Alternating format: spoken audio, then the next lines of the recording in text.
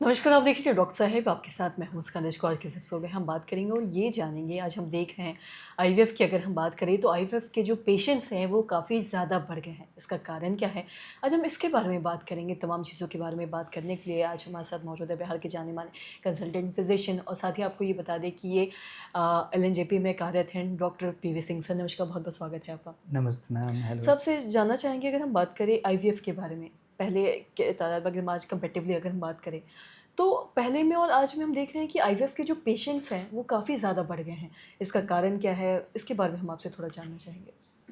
Exactly ma'am, हम लोग we are witnessing a mushrooming of IVF centres over here and this is not a good sign कि ये IVF centres यहाँ पे mushroom कर रहे हैं एंड इनमें आपस में भी कंपटीशन रहता है कि हम इतने साइकिल्स इतने लैक्स में देंगे, हम इतने साइकिल्स इतने लैक्स में देंगे।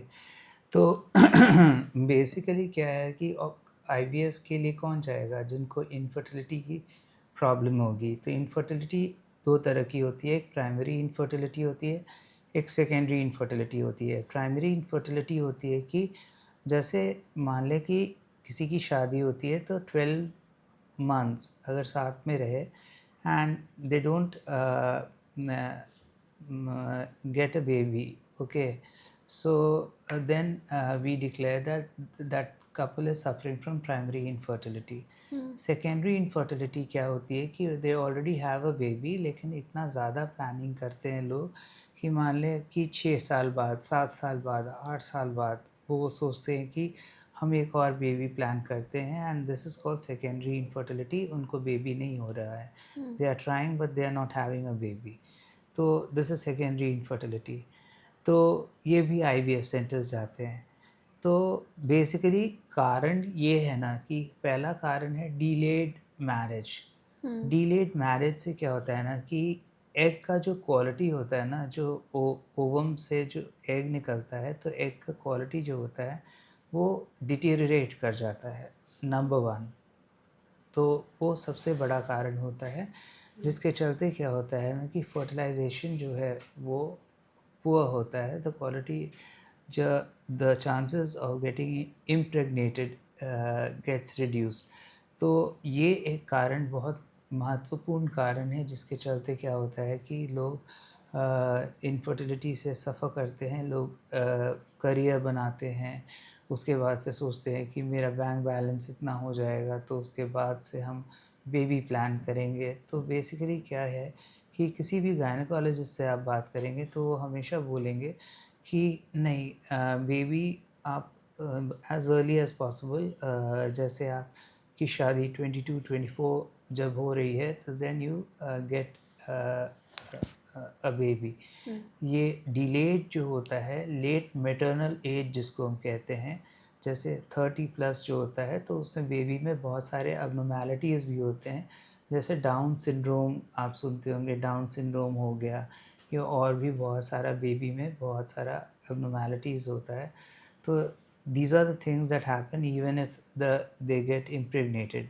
हुँ, उसके बाद से मेरे पास बहुत सारे लोग आते हैं, आईवीएफ के केसेस आते हैं कि once they get impregnated through IVF, तो उनका ब्लड प्रेशर बढ़ जाता है, और उसके ब्लड प्रेशर बढ़ जाता है, पैरों में सूजन आ जाती है, सर में दर्द हो जाता है। तो इस चीज़ को हम लोग प्री एक्लैम्सिया कहते हैं। हुँ, तो हर तरह की दवा, हर तरह की ब्लड प्रेशर की दवा प्रेगनेंसी में नहीं दे सकते हैं, तो दवा हम लोग चुन कर के देते हैं उन लोगों को। और जब तक उनको प्रेगनेंसी रहती है, इसको प्रेगनेंसी इंड्यूस्ड हाइपरटेंशन कहते हैं। हुँ, तो प्रेगनेंसी इंड्यूस्ड हाइपरटेंशन रहता है, और जब तक प्रेगनेंसी रहती है तब तक उनको ये दवा हुँ, चलाई जाती है। तो पहला तो ये हो गया मैम कि डिलेड मैटरनल एज, हुँ, नंबर 1। नंबर 2 क्या होता है कि अ, यहाँ पे क्या है कि बहुत ज़्यादा, अब जैसे आप वेरी प्रैक्टिकली हम बताएँगे कि गाँव के लोग कभी आते हैं कि आईवीएफ सेंटर्स आ रहे हैं, hmm, they get married at a very early age, और उनको नंबर ऑफ बेबीज़ भी इतने होते हैं कि हम लोग को कंट्रोल करना पड़ता है, ये एडवाइस करना पड़ता है कि नाउ स्टॉप। हुँ, ओके। तो दिस इज़ द थिंग कि जब आपका फर्टिलिटी ऑप्टिमम है तो then you plan a baby.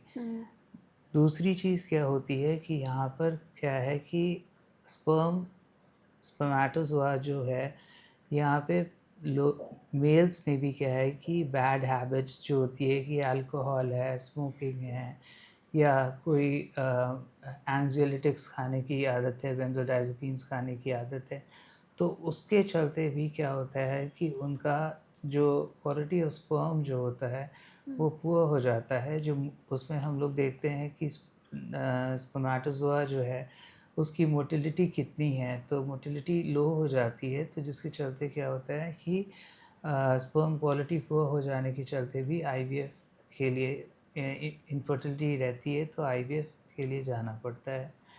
तीसरी चीज़ आ जाती है पोल्यूशन। पोल्यूशन इतना ज़्यादा है ऑल अराउंड कि यहाँ पे टॉक्सिसिटी इतना है, air quality index is very poor. हर जगह हम देखते हैं कि यहाँ पे डिफरेंट टाइप्स ऑफ टॉक्सिन से हम लोग एक्सपोज होते हैं एवरी डे। जैसे हर चीज़ में, जैसे आप ओशंस में सुनते हैं कि प्लास्टिक है, तो हर चीज़ में प्लास्टिक है। तो दीज टॉक्सिन्स क्या करते हैं कि ये हमारे रिप्रोडक्टिव कैपेसिटी को इनहिबिट करते हैं, तो this is also one of the factors. तीसरा चौथा पॉइंट यहाँ पे होता है कि सोशल स्टिग्मा बहुत बड़ी चीज़ है कि लोग अब अपनी फैमिली में डिस्कस करते हैं अपने पेरेंट्स से कि भाई पापा मम्मी से डिस्कस करते हैं कि बेबी नहीं हो रहा है, तो अब हम आईवीएफ सेंटर जाते हैं। तो आईवीएफ सेंटर जाते हैं तो वहाँ पे लोग जाते हैं और वहाँ पर they get successfully satisfied. And ये सोशल स्टिग्मा जो पहले के ज़माने में होता था, there is no more. Lastly क्या है कि फाइनेंस जो होता है कि ये काफ़ी महंगा प्रोसेस होता है आईवीएफ।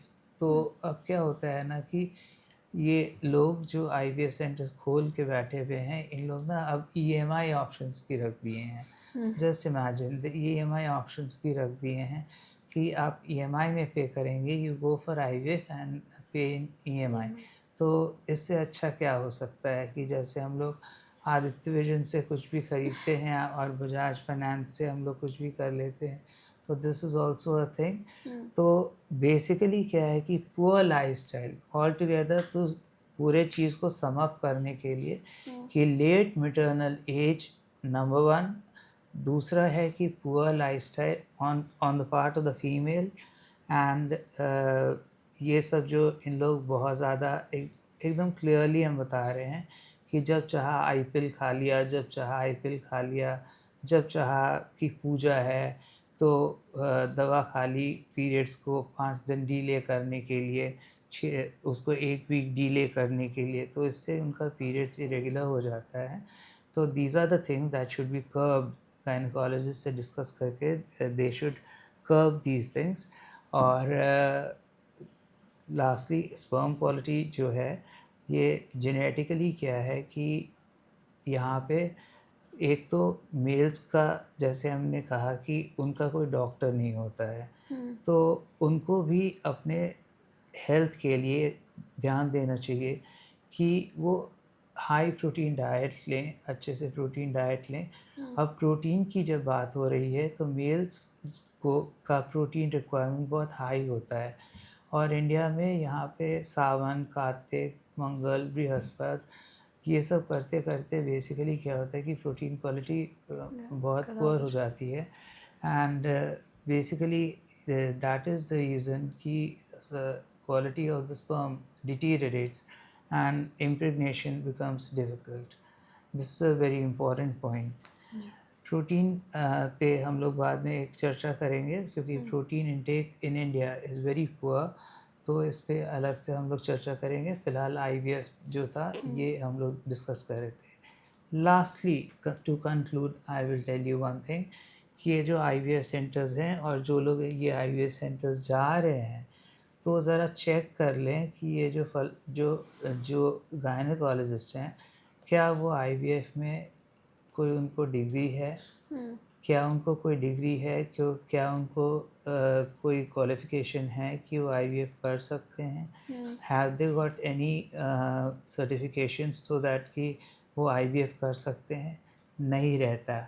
ये कुछ दिन कहीं सीख लेते हैं और उसके बाद से अपना आईवीएफ सेंटर खोल लेते हैं, क्योंकि मेरे अल्ट्रासोनोलॉजिस्ट फ्रेंड बता रहे थे कि ये इतने हाई डोज़ में इन लोग दवा देते हैं कि ओवरी का साइज़ एक क्रिकेट बॉल की तरह हो जाता है, ठीक है? तो be very careful in choosing the IVF centre where आप जा रहे हैं, कि हम जिस आईवीएफ सेंटर जा रहे हैं तो आप जान जाएँ कि भाई ये गायनेकोलॉजिस्ट को आईवीएफ में कोई डिग्री है। उपलब्धि मिली भी है कि नहीं मिली है। जी थैंक यू। जी, सो बहुत बहुत शुक्रिया तमाम जानकारी देने के लिए। तो आशा करते हैं दर्शकों की जो तमाम जानकारी है आपके लाभदायक रही हो, आप ये समझ पाए होंगे कि आज हम देख रहे हैं जो आईवीएफ के मरीज़ हैं वो बहुत ज़्यादा बढ़ रहे हैं। इसका मुख्य कारण क्या है, जैसा कि डॉक्टर साहब ने तमाम चीज़ों के बारे में डिटेल में बताया। तो आशा करते हैं दर्शकों की जो तमाम जानकारी है आपके लाभदायक रही हो। तो आज के इस वीडियो में इतना ही। वीडियो देखने के लिए आपका धन्यवाद।